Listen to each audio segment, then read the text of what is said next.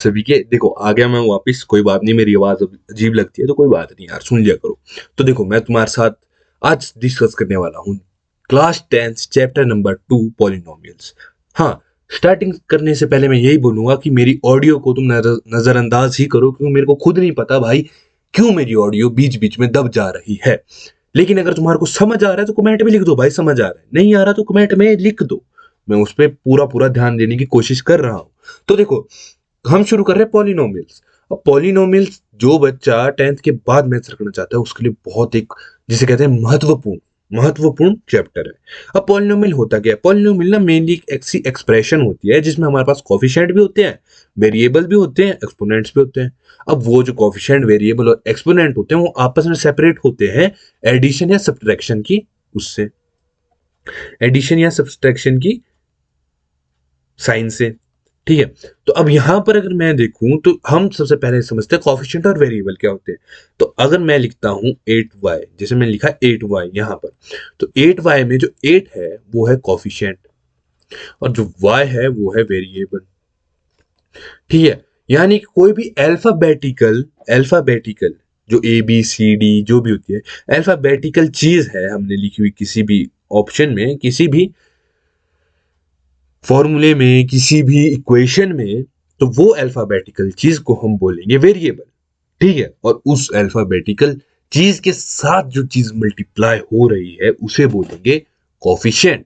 ठीक है, अब ये चीज आगे फर्दर डिवाइड हो रखी है। ठीक है, ये ना तीन चीजों में, तीन क्या इससे भी ज्यादा हो रखी है, पर हम पढ़ेंगे क्या? Monomial, binomial, trinomial. ठीक है, तो मोनोमियल क्या होता है? जिसमें सिर्फ एक एक्सप्रेशन हो 2x। बाइनोमियल जिसमें दो एक्सप्रेशन हो। अब एक्सप्रेशन कैसे बनता है? जिसमें बीच में प्लस माइनस का साइन हो। ठीक है, और ट्राइनोमियल जिसमें तीन एक्सप्रेशन हो, 2x² plus minus 4x plus minus 3, ऐसे ऐसे करके। ठीक है, तो बाइनोमियल जिसमें एक एक्सप्रेशन है, सॉरी, मोनोमियल जिसमें एक एक्सप्रेशन है, बाइनोमियल दो और ट्राइनोमियल तीन। ठीक है, नेक्स्ट हम बढ़ते हैं डिग्री ऑफ पॉलिनोमियल। तो ठीक ठीक है, डिग्री ऑफ पॉलिनोमियल क्या होती है? अब देखो डिग्री हमारी कैसे मानेगी, मान लो मैंने लिखा गया है, मैं तीन चीजें लिख रहा हूं, x प्लस 2 प्लस 3, सॉरी ये गलत लिख दिया मैंने, x प्लस 2 प्लस 3। ठीक है, x plus 2, x square plus 2x plus 3, x cube plus 3x square plus 2x plus 4। ठीक है, तो इसमें डिग्री क्या होती है? डिग्री वो होती है जो हमारी किसी भी वेरिएबल की सबसे हाईएस्ट पावर होती है। ठीक है, तो फर्स्ट में डिग्री क्या होगी? हाईएस्ट पावर क्या है इसमें? 1, तो इसकी डिग्री 1 होगी। सेकंड में डिग्री हाईएस्ट पावर क्या है? 2, तो इसकी डिग्री 2 हो गई। ठीक है, थर्ड में हाईएस्ट पावर 3 है, तो इसकी डिग्री 3 होगी। यानी कि जो हाईएस्ट पावर किसी भी एक्सप्रेशन में किसी वेरिएबल की होती है उसको डिग्री बोला जाता है। ठीक है, अब इसी डिग्री के हिसाब से आगे तीन चार चीजें थी, वो क्या है? सबसे पहले तो इक्वेशन समझते हैं। अब लीनियर इक्वेशन क्या होता है? जिसमें डिग्री 1 हो। ठीक है, क्वाड्रेटिक इक्वेशन जिसमें डिग्री 2 हो और क्यूबिक जिसमें 3 हो। अब लीनियर इक्वेशन में देखेंगे तो इसकी डिग्री वैसे ही 1 है। क्वाड्रेटिक में देखो तो 7x² है, x की सबसे हाईएस्ट क्या है? 2। क्यूबिक में देखेंगे तो भाई हाईएस्ट 3 में है। ठीक है, x की हाईएस्ट पावर 3 है। ठीक है, तो डिग्री का एक छोटा सा कंसेप्ट था। अब ना एक जीरोस का कंसेप्ट आता है। तो जीरो का कंसेप्ट होता क्या है वो देखो। और जीरो क्या होता है ना कि हम एक ऐसी वैल्यू लें जिससे एक पूरा एक्सप्रेशन जीरो बन जाए। यानी कि जैसे यहाँ है ना 2x प्लस 3। ठीक है, तो 2x प्लस 3, इसमें x की बजाय ऐसे क्या वैल्यू डाले कि ये पूरी वैल्यू ही जीरो हो जाए, उसको बोला जाता है जीरो ऑफ पॉलिनोमियल। साथ में एक और चीज बोलती है रूट ऑफ पॉलिनोमियल। ठीक है, तो इस पूरे चैप्टर में मेनली जीरो नहीं बोला जाएगा, रूट बोला जाएगा, रूट ऑफ पॉलिनोमियल। ठीक है, तो इसको जीरो कैसे करेंगे? चलो इसको मैं आपको दिखाता हूँ। 2x plus 3 equals to zero. अब इसका रूट क्या होगा? इसका रूट वो वैल्यू होगी जो हम x में डालेंगे और ये पूरा RHS के बराबर हो जाएगा। ठीक है, तो इसको निकालने के लिए क्या करेंगे? 2x को पहले इधर रहने देते हैं, -3 x x is equal to -3/2। अब -3/2 को अगर मैं x की बजाय डालूंगा जीरो आएगा। ठीक है, इधर -3/2 डाल दिया। ठीक है, +3 इज इक्वल टू 0, 2 से 2 कट गया, सिंपल। ठीक है, हमारे पास होता है -3 + 3। ठीक है, अब -3 + 3 क्या हुआ? 0 ही तो हुआ।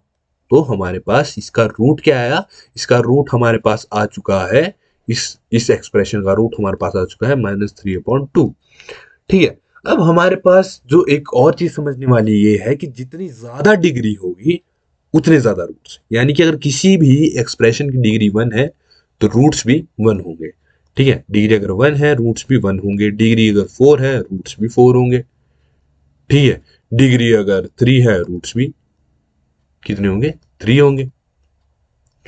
अब जब इसको हम देख रहे हैं तो इसमें एक और चीज क्या है कि लीनियर इक्वेशन की डिग्री क्या होती है, 1, इसलिए रूट भी 1 हो गया।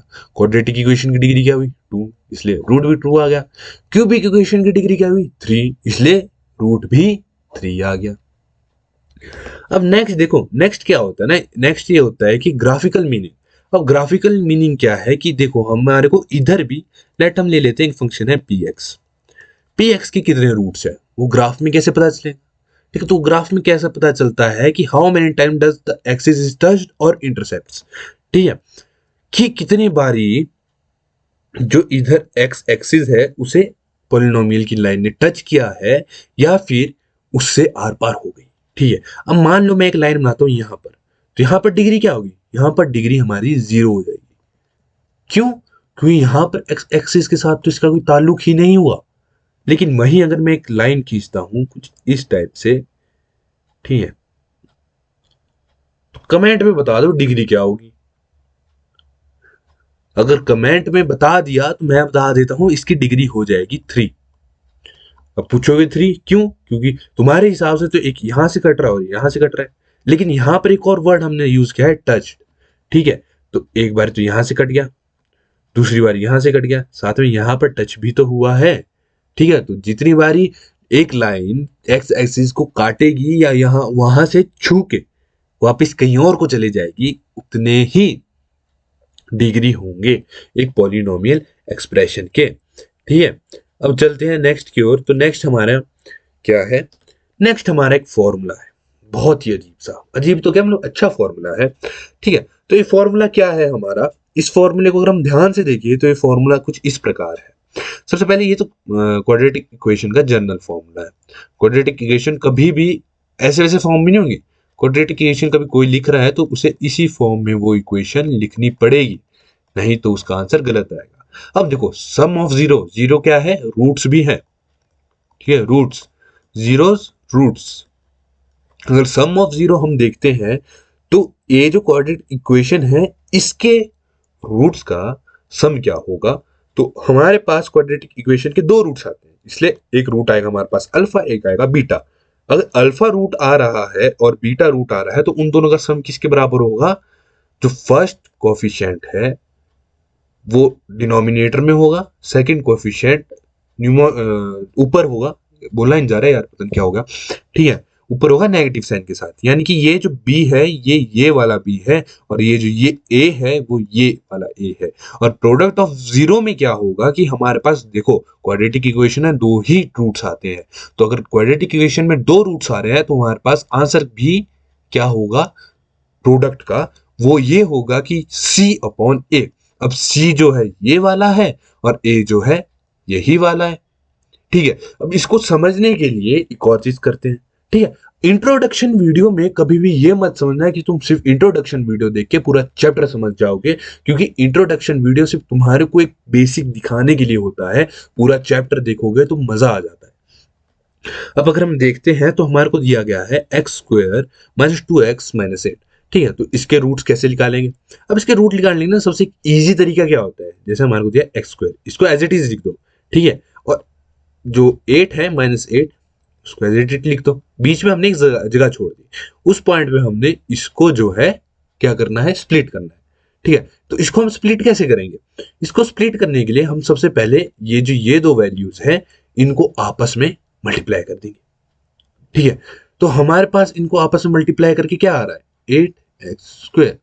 ठीक है, माइनस प्लस वैसे इतना जरूरी नहीं होता है पर लगा लो। ठीक है, तो 8x², अब हमने क्या है 2x, ये जो बीच में है एक ऐसी वैल्यू देखनी है जिनको आपस में मल्टीप्लाई करके 8x² आए और प्लस माइनस करके 2x आए, -2x आए, -8x आए, मल्टीप्लाई करके -8x² आए और प्लस माइनस करके -2x आए। ठीक है, तो यहां पर मेरे को क्या लग रहा है कि अगर मैं इधर लिखता हूं कि प्लस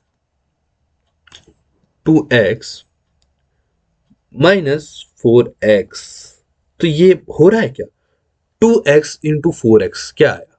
2x इंटू -4x क्या हुआ? -8x²। आ तो गया।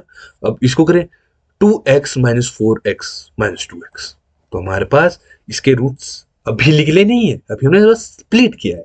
ठीक है, अब इसमें हम कॉमन निकालेंगे। अब हमारे पास कॉमन क्या आ रहा है? x। ठीक है, अंदर हमारे पास बच गया x + 2। ठीक है, यहां से हमारे पास कॉमन क्या आ रहा है? -4, है ना, -4। अब अंदर हमारे पास क्या बचता है? x + 2, क्योंकि हमने ये माइनस भी कॉमन ले लिया, ये माइनस भी कॉमन ले लिया। ठीक है, और हमारे पास ये आ गया। अब हमारे पास दो वैल्यूज क्या आ रही है? x -4 और x + 2। दो वैल्यूज आई ना, इन दोनों को हम जीरो के साथ इक्वेट कर देते हैं। अब इन दोनों को जब जीरो के साथ इक्वेट किया तो क्या होगा? इसकी वैल्यू क्या आ जाएगी? x = 4, और इसकी वैल्यू क्या आ जाएगी? x = -2। अब देखो, हमारे को ये चीज तो पता चल गई कि हमारे पास दो रूट आ गए। क्या रूट आए? एक x में आया हमारे पास 4, और एक x आया हमारे पास -2। ठीक है, अब इस चीज को हम प्रूव करते हैं। सम क्या होगा, इनका सम क्या होगा और प्रोडक्ट क्या होगा। ठीक है, तो सबसे पहले इस सब को मिटा देते हैं। अब देखो, हमने ये जो ऊपर फॉर्मूलेस पढ़े हैं, फॉर्मूलाज पढ़े हैं, देखो काम आएंगे ये आगे। और अगर तुम सोच रहे हो कि 10th के बाद भी मैथ्स रखनी है, तब इतने ज्यादा काम को नहीं आते, पर फिर भी तुम्हारे को फॉर्मूलाज याद होने चाहिए।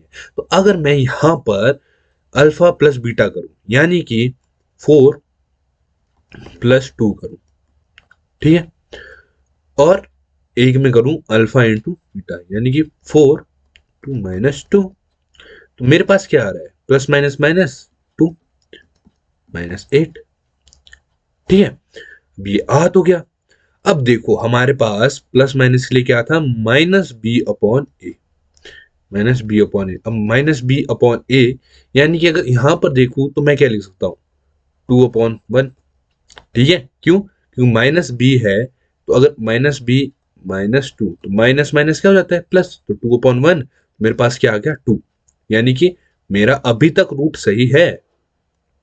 ठीक है, मल्टीप्लीकेशन में क्या है? मल्टीप्लीकेशन में हमारे को दिया गया है कि c/a होना चाहिए। c क्या है? 8 -8, a क्या है? 1, तुम्हारे पास क्या है? -8।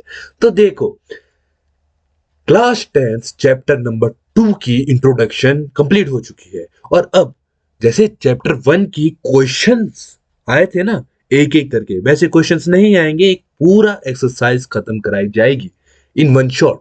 पूरी एक्सरसाइज, यानी कि 2.1 की एक अलग वीडियो आएगी और 2.2 की अलग वीडियो।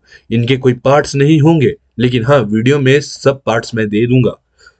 बाकी अगर वीडियो पसंद आई हो तो लाइक कर दो, शेयर कर दो, कमेंट कर दो, क्योंकि अभी तुम्हारा सेशन जस्ट शुरू हुआ है। ठीक है, तो तुम्हारे को डीपली समझना पड़ेगा। बाकी जय माता दी। व्हाट्सएप चैनल ज्वाइन कर देना, बायो में लिंक है। मिलते हैं नेक्स्ट वीडियो में।